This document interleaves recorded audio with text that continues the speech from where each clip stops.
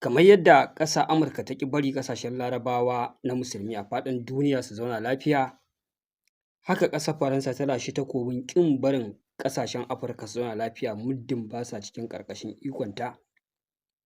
Har ila yau dai ana ci gaba da ɗauki ba daɗi a ƙasar Mali, wato ana ci gaba da kai hare-hare na ta'addanci da ƙoƙarin fa sai an kifar da wannan gwamnati, wanda wannan gwamnati ta tsaya da ƙafafuwanta tana iya bakin ƙoƙarinta wurin ganin cewa ta yaƙi waɗannan miyagu, wanda a koda yaushe kullum suna ƙara fito da sabon salo, amma Allah ya sa kasancewar gwamnatin soja ce kuma jajirtatta tana ɗaukan matakin da ya dace.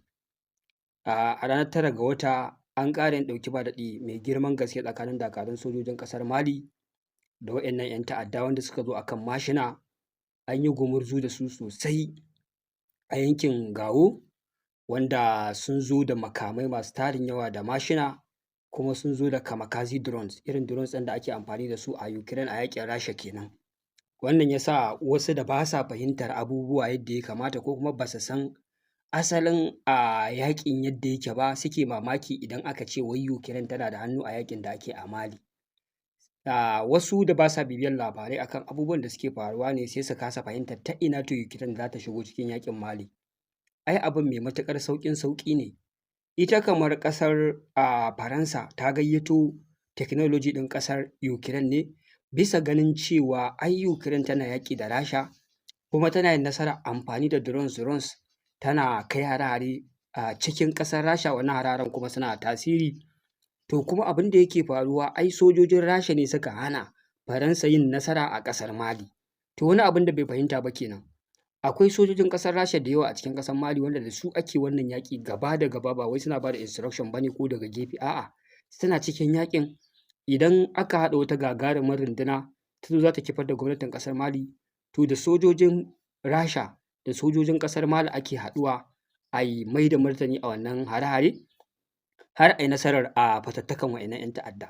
Abin yana yi ma ƙasar Faransa ciwo, yau a ce ga shi ta zo tana so ta ƙwato ƙasashen da take cin moriyarsu, take cin albarkatun ƙasashensu, amma ƙasar Rasha ta tsaya mata a wuya.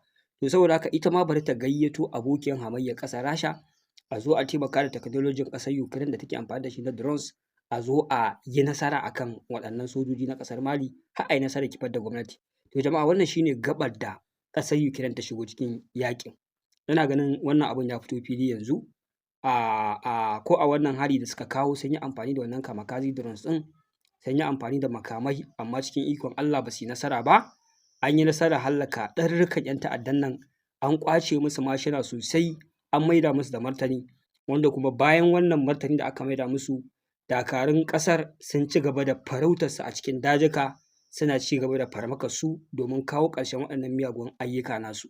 To fa wannan shi ne abin, a fili yake ƙarara, babu wani saɓani. In dai kana da hankali ka san maƙiyan Afirka waɗannan mutanen ne gabaki ɗaya.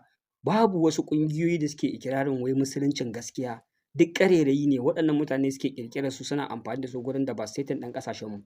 Amma yau mutanenmu kullum cikin ruɗani da duhu suke shiga, kullum sai dai mu ringa fakewa da ƙungiyoyin addini muna yaƙan kanmu, muna faɗa a tsakankaninmu, wanda wannan ba zai haifar da ɗa mai ido ba. Wanda idan muka ci gaba da tafiya a cikin wannan tsarin yadda suka yi nasara fatattaka ƙasashen Larabawa, haka za su yi mana, kuma targeting ɗinsu a kanmu the same irin abin da suka yi a kan ƙasashen Larabawa ne. Kada ku manta ƙasashen Larabawan nan Allah ya musu albarka irin tamu na man fetur da ma'adanai. Duk ƙasar da suka shiga abin da suke targeting kenan, da sun kwashi wannan albarkatun za su bar wannan ƙasar cikin chaos da tashin hankali mara ƙarshe. Yanzu ku kalli abin da ya faru a Libya, wato in kuka kalli ƙasar Libya yadda Allah ya musu ni'ima suke zaune cikin salama, mutanen nan suka zo suka zuga su, me aka zo aka yi a Libya? An zo an fatattaka Libya, an kawar da shugaban, an zo an kwashi man fetur ɗin, yanzu an bar Libya ta zama ƙasa tarwatsatsiya da ba ta da tsayayyar gwamnati, ba ta da tsayayyar alƙibla. Kuma fa sun zo sun samu wannan ƙasar ana zaman lafiya ne, ana ba da ilimi kyauta, ana ba da lafiya kyauta, man fetur bai da bambanci da kyauta, aikin gwamnati, kai babu wani mutum ɗan ƙasar Libya da yake cikin wani mawuyacin hali.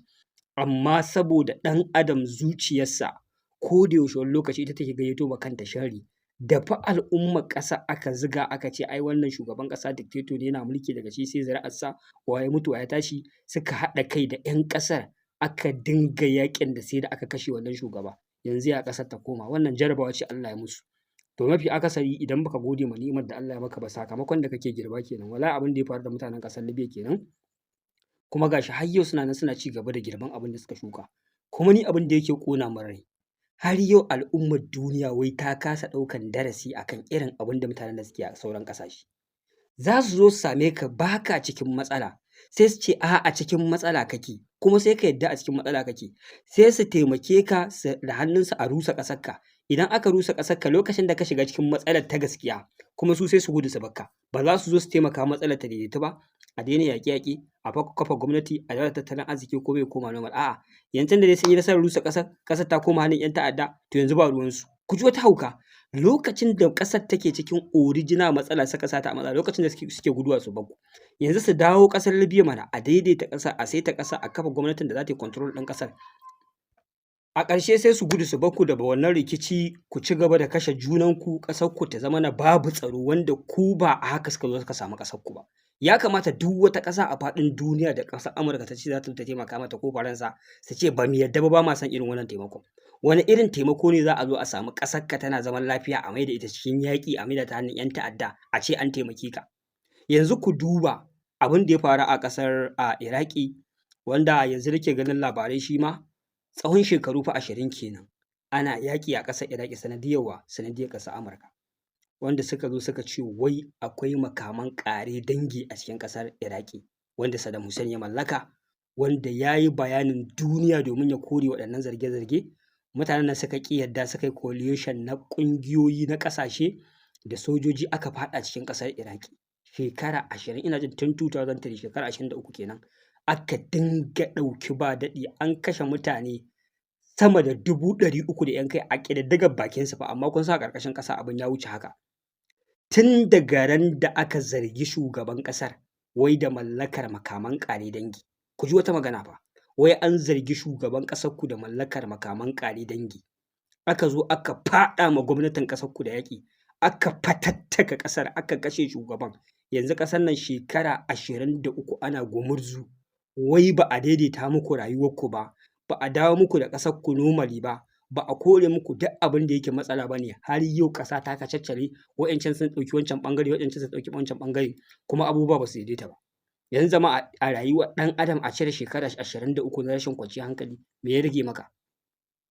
To wannan wani irin lissafi ne, wannan wani irin zalunci ne. Sai su je su fatattaka ƙasa, su kacaccala ta, sannan su ce wai taimakon ku suke. Shekara 23 ana yaƙi a ƙasar mutane, shi ne kuna taimakon su? Kun hargitsa musu ƙasa, kun fatattaka ta, har yau sun ƙi fita. Yanzu nake gani wai wannan watan da za mu shiga na September 30 ga wata, shi ne wai za su fita a tsawon shekara 23, shi ne wai deadline na ƙarshen abubuwan da suka zo a cikin ƙasar ya ƙare. Kuma har yau amfani suke da ƙasar, suna kai hari wasu kuma ƙasashen da suke so su tarwatsa. 'Yan uwansu yaransu Yahudu su ma suna amfani da ƙasar inda ƙasar Amurka take da iko da shi, su je su kai hari maƙotan ƙasar da suke yaƙe-yaƙe. Wai jama'a yaushe ƙasashen duniya za su dawo cikin hankalinsu ne, su tsira daga irin abubuwan da mutanen nan suke kitsawa. Duk duniya ba tana kallon abin da suke yi. Amma wai har yau ƙasashe na duniya sauran da waɗannan abubuwan su yake shafa, sun kasa yin hankalin da za su haɗa kansu, su tsira daga wannan fitina da masifa. Su ƙasashensu ba a yaƙi, su ƙasashensu ba a komai, ba sa faɗa da wata ƙasa ƙawa tasu, sai dai ƙasashen Larabawa, sai ƙasashen Afirka. Ba ruwan duk wata ƙasa ta Turawa zaman lafiya ake, ana kwanciyar hankali, ana haɓaka tattalin arziki, ana wasanni, suna nishaɗi, ba maganar tashin hankali. Amma ku ƙasashenku ne ƙasar gwada makami ko? Ƙasashenku ne ƙasashen gada soja, ƙasashenku ne ƙasashen zubar da jini na 'yan al'ummarku. Wannan musiba da me tai kama, wallahi waɗannan mutanen ba ƙaramin cutar da duniya suke ba, amma ko da yaushe kullum su suke kira su ne masu kare duniya. Wannan ba ƙaramin musiba ba ce, babban musiba da jarabawa da Allah ya ma al'umma da ya kamata su dawo cikin hankalinsu. Wallahi tallahi mutanen nan su ne matsalar duniya gabaki ɗaya, duk fitinar da kaga ana yi su ne. Duk inda kaga an je an tashi bama-bamai, an kawo kayan yaƙi, ana gumurzu, ana hallaka al'umma, su ne nan suke zuwa su kawo kayan yaƙin, su kawo makaman, a ci gaba da wannan faɗa. A ƙarshe shekara da shekaru in suka gaji, sai su ce sun kammala abin da ya kawo su, su bar ƙasar cikin yaƙi kuma su kama gabansu. Yanzu wace ƙasa ce da mutanen nan suka tsoma ƙafarsu suka fita, ƙasar ta dawo normally? yadda suka same ta lalata suke su bata cikin lalacewa. Duk wata ƙasa ni da na sani a duniya mutanen nan sun shiga, ba ƙasar nan ba ta zauna lafiya ba. Daga kan Iraƙin, daga kan Libyan, daga kan Afghanistan, daga kan Syrian, daga kan duk ƙasar da kuka sani in dai suka je suka tsoma ƙafa shikenan kun shiga ukun lalace. To yanzu gashi sun dawo sun zaɓi wasu ƙasashe a Afirka su kuma ɓangaren Faransa, kullum sai dai a ci gaba da ɗauki ba daɗi ana karkashe mutane. Wanda kusan abin da Allah ya taimaki al'ummar Afirka ma shine mafi akasarin ƙasashen da suke so su tarwatsa al'ummar ƙasar suna mara ma gwamnatin ƙasar su baya. Kai ba da ban haka ba da a ce shashashu aka samu waɗanda za su ce eh wannan gwamnatin zaluntar take yi bari mu taimaki turawan su zo su fasa ƙasashen nan da tuni wannan ƙasashen sun sha mamaki. Yanzu ƙasashen nan guda uku da yanzu sun koma hannunsu, kuma kada ku yi mamaki idan suka koma hannunsu ba za a daidaita ƙasashen ba ne su dawo ƙasashen da za a rinƙa rayuwa cikin salama, a'a ba gwamnati. Yaƙi kawai za a ci gaba da yi ta yadda duk wani albarka na ƙasar mai ƙarfi shi zai ƙwata kuma su ne suke da ƙarfin. Kun ji inda suke hikima kenan. Saboda idan suka ce sun kawar da wannan gwamnatin sun ɗora wata gwamnatin, ko da gwamnatin tana masu biyayya amma dai duniya za ta rinƙa saka ido akan yadda ake ɗiban albarkatun ana fitar da shi, amma in yaƙi ake ba za ka ɗiba duk abin da kake so hankalinka a kwance. To wannan shi ne. Allah ya sa mu dace. Allah ya ƙara haɗa kan al'ummar Afirka, ya haɗa kan al'ummar musulmin duniya gabaki ɗaya. Amma mutanen nan su ne matsalar mu gabaki ɗaya, kuma mafi akasari a nan dai Afirka muna addu'a muna gode ma Allah da ya sa yawanci 'yan ƙasashen da ake so a kifar musamman guda uku nan Nijar, Mali, Burkina Faso suka fahimci matsalar kullum za ka ga kansa ƙara haɗewa yake yi a maimakon rabuwa, suna ƙara tunkara asalin maƙiyansu. Wannan dalilin ne kaɗai ya hana faɗuwar waɗannan ƙasashe. Shi yasa muke cewa haɗin kai shi ne mafita a duk inda ka san ana wani yaƙi a faɗin duniya. Ko sauran ƙasashen nan da Larabawa da ba a samu haɗin kan wasu daga cikin 'yan ƙasa ba ai ba za a iya fasa su ba. To amma da 'yan ƙasa aka samu haɗin kai aka fasa waɗannan ƙasashe. Libya, ita kanta Iraƙin ai da 'yan ƙasa aka tarwatsa waɗannan ƙasashe.